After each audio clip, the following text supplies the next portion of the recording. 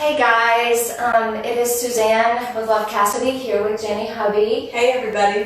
She is a life coach and we're here to get some information about what you do. So why don't we start with that and tell us a little bit about what it is you do and what brought you into this. Would love to. Hi everybody, Facebook live people in Facebook.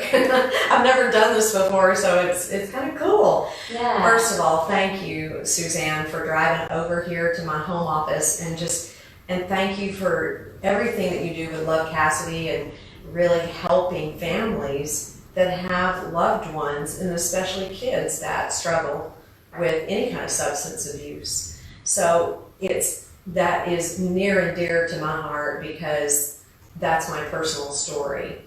And so, tell me, you asked me, what was your question? No, what is wow, why you went to this field? I mean, why was your story? Okay, yeah. Yeah. Thanks. Okay. Woo! I think we're having one of those days. Yeah, I need some protein. So anyway, it'll be funny, hopefully it'll be enlightening too, but it'll be funny tonight. We're gonna have a lot of fun. Yes. All right, so I went into this because of my personal story. Okay. My belief system was that I really didn't deserve a good life. And I wasn't good enough, I wasn't worthy enough, I wasn't enough. And so, you can only live like that for so long. And so finally it caught up with me and I just had so much stress and so many bad things happen in my life, very, very dark years for me, that drinking helped me escape from all those feelings. And I felt good because one thing I've learned as a coach is that we can't filter feelings and emotions. We can't just decide, I just want the fun ones. Right. I don't want the bad ones. Right. And so drinking did that, and it was like, because it hijacked my brain and it gave me that euphoria for a while. So it really did work. And when people say, alcohol's the problem, well, it was the solution for me. Okay. And so long story short, I got to my bottom and I had no choice in my mind. It was either live and get some help or it was die for me. And so thank God I chose to live, even though it was one of the most humiliating things I ever did was to admit that I had a problem. But at the same time, it was the best day of my life. And that's why I do this, because my whole belief system led me down this path of self-destruction, because I thought that's all I deserved. And, if somebody would just give me a break, I was working my butt off. If somebody would just give me a break, and do something positive, it would be great, because I was working hard for it. But it wasn't happening for me. So then the self-pity, all that. And so long story short, 10 years into my sobriety, I started this business. And I started it because I want people to stop the limiting belief system controlling them sooner than I did. It took me a long time. And I love working with young people because they can get this faster than me. And they can save themselves a lot of suffering and a lot of struggle. And they can be happy early. They can feel meaning in their life. They can feel purpose in their life a lot earlier than I did. My path was super jagged, Right. And that's okay. It got me here. It got you there. But why suffer? Right. So, how does a person know that they will get what they want from coaching? When they walk in, how do they know? That's a good question. Very good question. So, one of the first questions I ask before we even decide to coach together, I will meet with a client for 45 minutes. I mean, it is quick, down and dirty. We'll meet for coffee. First thing I ask them is, let's just say you hired me as your coach, and 6 months later, you have exactly what you want. Or even better, let's just say you have more than you asked for, more than you ever wanted. You tell your best buddy, your best friend. I'm so glad I spent that time and money with that coach, because I got more than I paid for. What would you have? And when I ask them that question, they're going to give me their dreams, their vision, what they really, really want in their life. And that's how I determine if I feel it. So if I ask you that question, Suzanne, and you tell me, you give me your response, and I feel it, and I believe it, I know I can help you get there, okay? If I ask you that question and you go, I don't know, I just not sure what I want, then you may not get what you want because you're not sure yet, and that's okay. I've been there. We've all been there. I'm not really sure what I want. I really need to figure that out first. Well, maybe then we back up and say, you hire me to figure out what you want. Okay? So with that being said, when someone say someone comes out of a treatment and they're feeling good and they're ready, how do you start with that? And again, you can do over oh my gosh, okay. So I work from home and my husband just walked in with dinner for us. Hey, right in front of the camera. Hey, it's all good, it's live. I told you it was gonna be funny. That's right, it's live.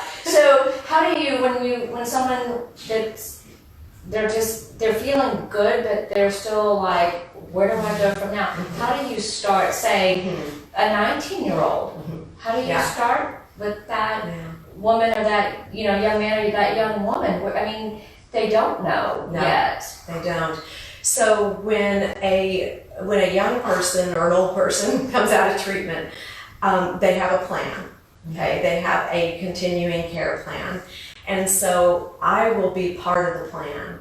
So coaching would be part of the plan for some clients, not all. It depends on where they're at and what they want. So I'll give you an example. A young man coming out of a treatment center, he needed to revamp his career, figure out what he was going to do with his life now. And so he needed a coach. Okay. And so the treatment center called me and introduced me to the client before they left. And then they come in and so we schedule an appointment and we do this, what would you have? If you had everything that you wanted after coaching with me, what would you have? So we start there, okay? And so I am part of their plan. Their recovery plan. And so I'm going to help them immerse themselves into a recovery community, number one. So I'll help them find a sponsor if that's the way they want to go, if they want to go with a 12-step program. And a huge part of recovery is a community of people that support them. Absolutely. There's no way to do it in isolation. It doesn't work. A lot of people have tried it. There's a whole lot of research on that.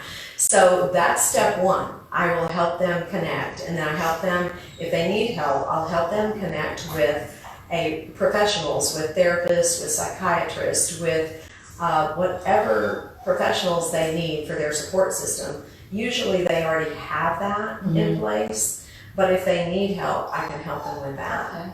Okay. And then we would start to dig into their goal. And then we're going to dig into their belief system, because the belief system is where all the power is to create the life that they want. Sounds great. So how long does it normally take to complete your coaching? Is there like a time frame, or is it just per individual, or do you have like it's 6 months or whatever? For people coming out of treatment, it's a 9 to 12 month program. Okay. So my curriculum that I use for the Mindset for Success curriculum that I use, it's really about a 6 month program. People coming out of treatment, before we start any kind of curriculum, we're going to do re-entry. So that takes about 3 months. Oh wow. What's your you're re-entering reality now, you know?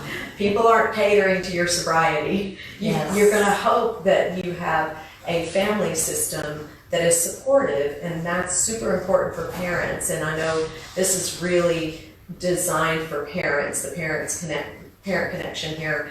And so with parents, you know, the best thing they can do is learn everything they can about what recovery really is and what it looks like, so they can support their loved one.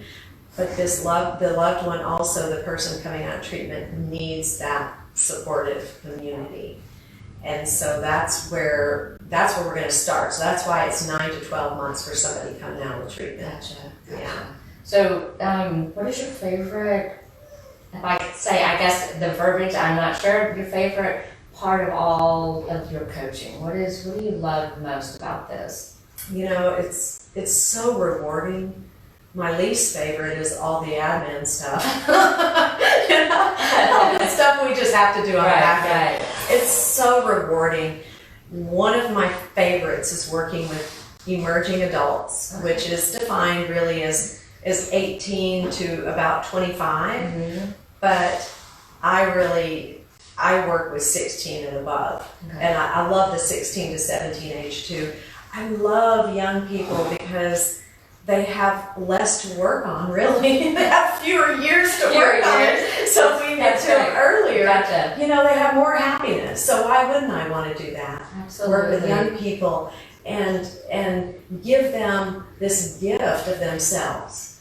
Oh, that's great. I love that. How you love Gift of themselves. Yeah. That's fantastic. So, how do you meet with people? Via face-to-face, by phone, or do you do, like FaceTime. FaceTime or anything like that? Is it? Whatever the client prefers. Most of my clients, they think they want to meet in person, and then when they figure out they can meet by phone or FaceTime, they're so excited because they don't have to drive somewhere, you know? Yeah. And so a lot of times we'll start out face-to-face just so we build that rapport and that relationship, and we'll meet here in my office or where the camera is the conference room area, and so we'll meet right there at the table and do a lot of our work there. And then we usually will segue to FaceTime or phone. And most of my young clients that are between 16 and 31, they love FaceTime. That's their thing. Yeah. Okay. The older people, they're like, I don't know if I really want you to see me every day. I think they'll do phone, and that's fine with me too, because they don't have to look at me. I was going to say, they don't have curlers in their hair. Yeah, they do not have makeup on, not worry about right. it. Young people really love the face-to-face, but they don't have to do it in person. They can do FaceTime. So if a parent's asking you, Jenni, what questions do I need to think about when I'm looking for a life coach for my kid?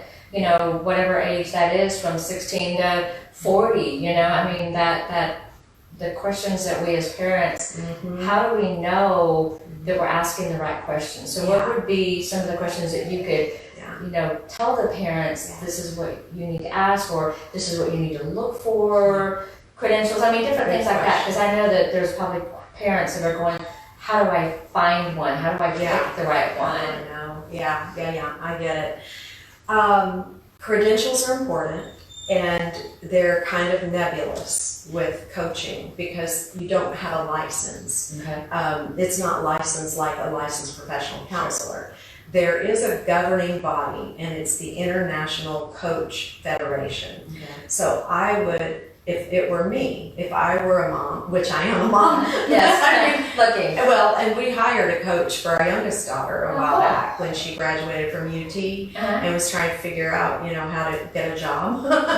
We wanted to help her with that, and she didn't really want help from us, Neutral. Yes, and so we asked her, are you interested in a coach? And so I looked on International Coach Federation, and I looked for a certified coach in the Austin area, and because I knew her being young, she'd probably want to meet her in person at first. And then I asked my coach instructor if she knew her, and she did, and she knew her. So we hired her for our youngest daughter. So First, I would look at International Coach Federation, and that's a great way to find coaches. I would also, the biggest thing, Suzanne, is using your gut, okay? I would suggest the parent meet with a coach first, either phone or FaceTime. And then all they have to do is sell a coffee date to their kid.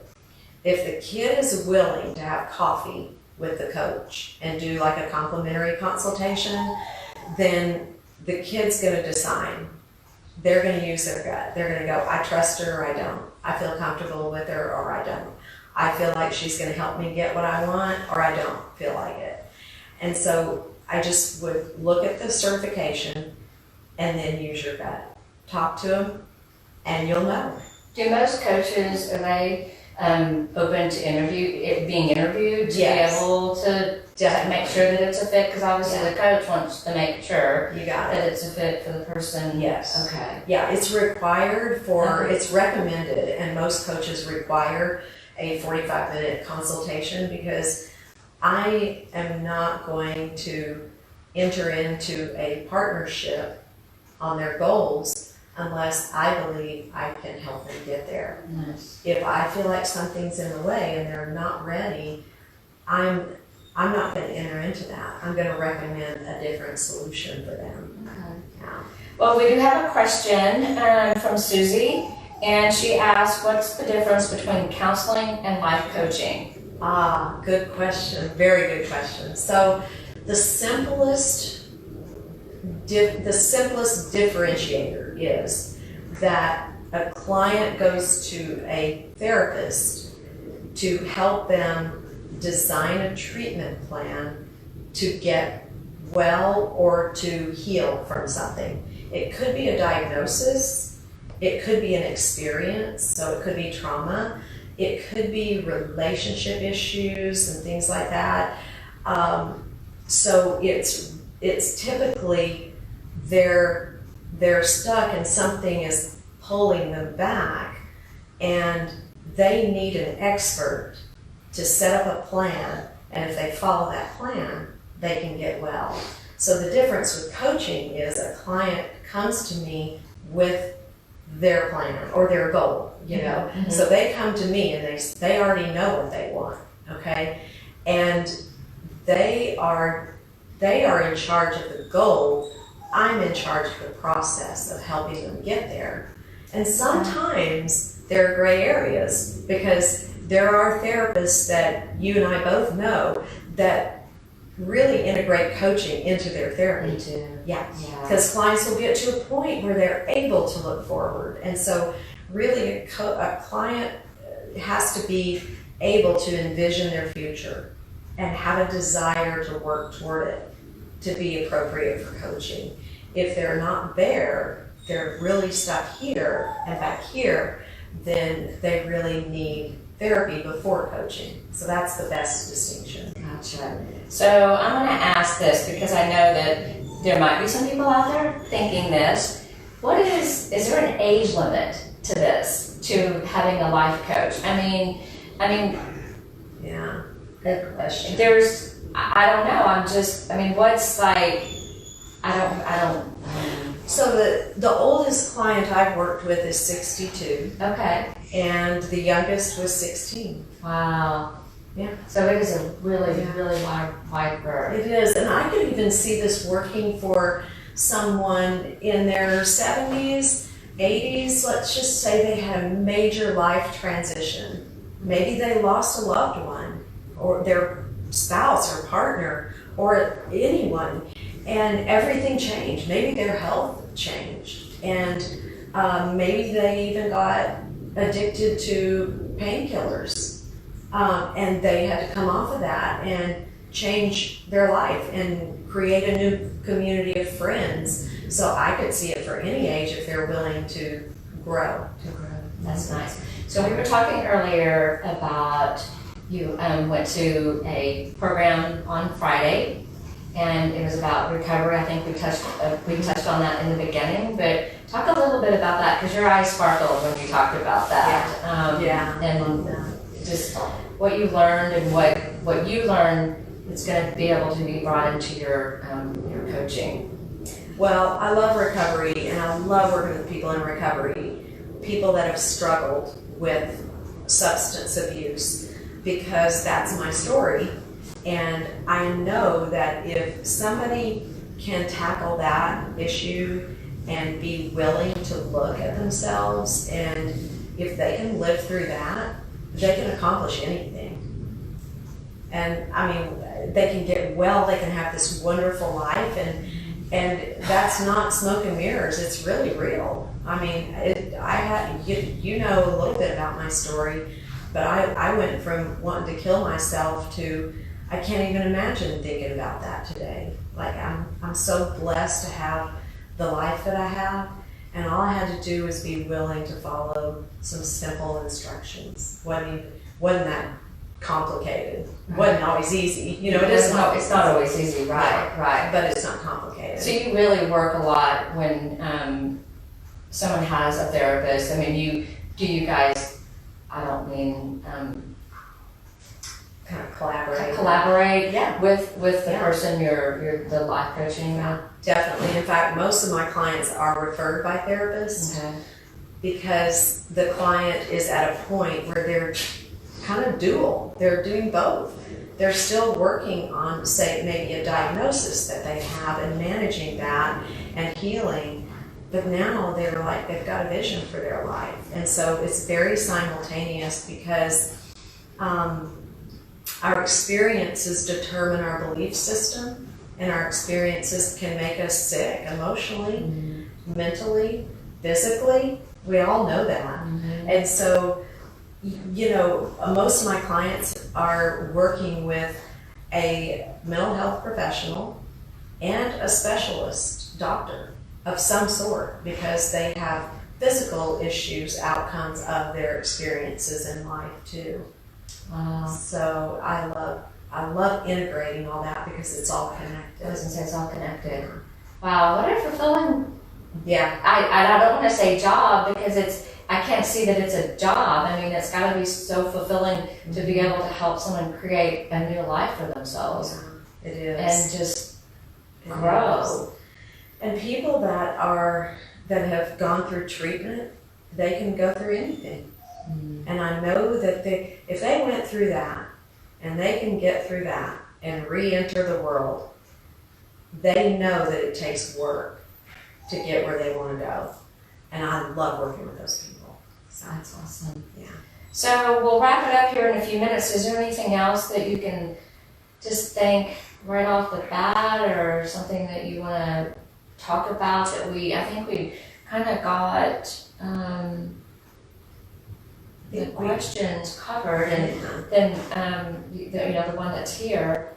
I'm just excited to be here with you, because I just love you and what you do, and I know that a lot of our friends out there, I know it's they feel the same way. So, well, thank you, and I would do anything for Love Cassidy. To do this for you, and because we're friends, and I respect you too, and I love the work that you guys do, because you're supporting families, and it is the most difficult thing in the world for a parent to see their kid suffer and struggle with anything. And if I can just help in any way with parents or with the kids, we've raised 3 kids. It wasn't easy. Right. And we have a blended family. It was not easy. And I'm just happy to be a support in any way that I can, and help connect people with solutions too, just like Love Cassidy does. So if I can help Love Cassidy or anybody out there, don't ever stop looking for answers. Just don't stop, because you'll find them. I love that. Yeah. That's fantastic. So we'll go ahead and wrap up, but I will tell you, we will put the website, and she's also on Facebook, so we'll put the links on the news feed. And then there's a great article that Jenni wrote, and it's what's so great about coaching millennials. And it's really a cool little article. I just love it. So we'll put this on. You guys can kind of look and read, and just please feel free you know, if there's any questions later that you guys think of, parents, reach out to Jenny. You know, she's great. I have to say that is what she does. But please don't hesitate to contact us if you have any questions. And I guess we'll kind of go with that. And I guess we'll see you guys next month. Thank you, Jenny, so much. We appreciate you a whole lot. And we'll see y'all next month. See y'all live next month, or somebody, you will. I'll see you on the other side. Yeah, see you on the other side. Thanks, guys. Bye.